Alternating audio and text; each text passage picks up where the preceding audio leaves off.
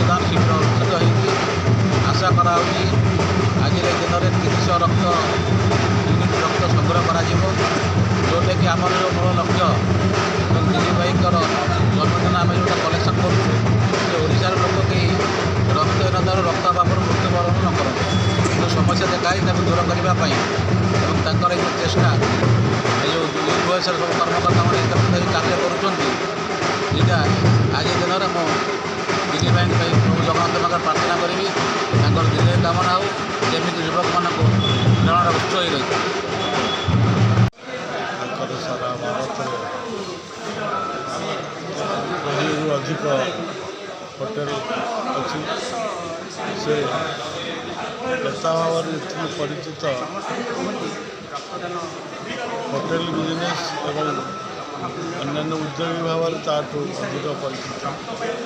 ତାଙ୍କର ଗୋଟିଏ ବିଶେଷତ୍ୱ ହେଲା ସେ ଇଣ୍ଡିପେଣ୍ଡେଣ୍ଟଲି ସବୁ ନେତାମାନଙ୍କ ସହ ପରିଚୟ ଥିଲେ ଏବଂ ବିଶିଷ୍ଟ ନେତା ଏବଂ ଶିଳ୍ପପତି ବିଜୁ ପଟ୍ଟନାୟକଙ୍କର ଅତ୍ୟନ୍ତ ସହଯୋଗୀ ଥିଲେ ଏବଂ ତାଙ୍କର ନିକଟବର୍ତ୍ତୀ ହୋଇ ସେ ଓଡ଼ିଶା ରାଜନୀତିରେ ପ୍ରବେଶ କରିଥିଲେ ଏବଂ ମନ୍ତ୍ରୀ ମଧ୍ୟ ହୋଇଥିଲେ, ସଂସଦ ବି ହୋଇଥିଲେ। ଓଡ଼ିଶା ରାଜନୀତିରେ ତାଙ୍କର ପ୍ରତିପତ୍ତି ଅଛି। ସେ ବିଜେପିରେ ବର୍ତ୍ତମାନ ଯଦିଓ ରାଉରକେଲାରୁ ହାରିଯାଇଛନ୍ତି, ତଥାପି ବିଜେପିରେ ତାଙ୍କର ଅସ୍ତିତ୍ୱ ରହିଛି।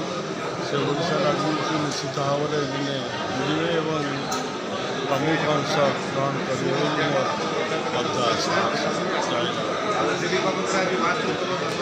जनइबी ये जो कार्यक्रम करूँ दिलीप भाई जन्मदिन में आम संकल्प नहीं सारा ओडिशा रे रक्तर अभाव क्या मरवा दिज्व ना आम वंचित हवा पर्यटन ये कार्यक्रम सब चलो दिलीप भाई तेणु धन्यवाद देवी रक्तदाता मानक सारा ओडिशार विभिन्न जगार युव बंधु मैंने स्वतःप्रभुत भाव आसिक रक्तदान कर तेणु दिलीप भाई एमती सब सुस्थ था एमती युव समाज काम करता युवक मान हृदय स्पंदन नहीं था समस्त रक्तदाता हृदय धन्यवाद देवी जो मैंने आसी कार्यक्रम में सामिल होते इंडियार दरकार होटेल बिजनेस पृथ्वी ना कर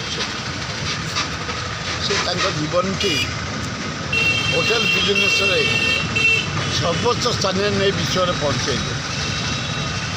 जड़े दक्ष लोक कोल मिनिस्टर गवर्नमेंट ऑफ इंडिया थे स्टेट गवर्नमेंट इंडस्ट्री मिनिस्टर थे बापा जड़े अति उच्च कोटिर एवं सी जड़े उच्च कोटिर शिल्पपति भद्र सरल तांकर आज जन्मदिन जगन्नाथ अल्लाह जीशु बुद्ध नानक माँ दुर्गा लक्ष्मी ताकू सताई करतु ईश्वर पाखे प्रार्थना।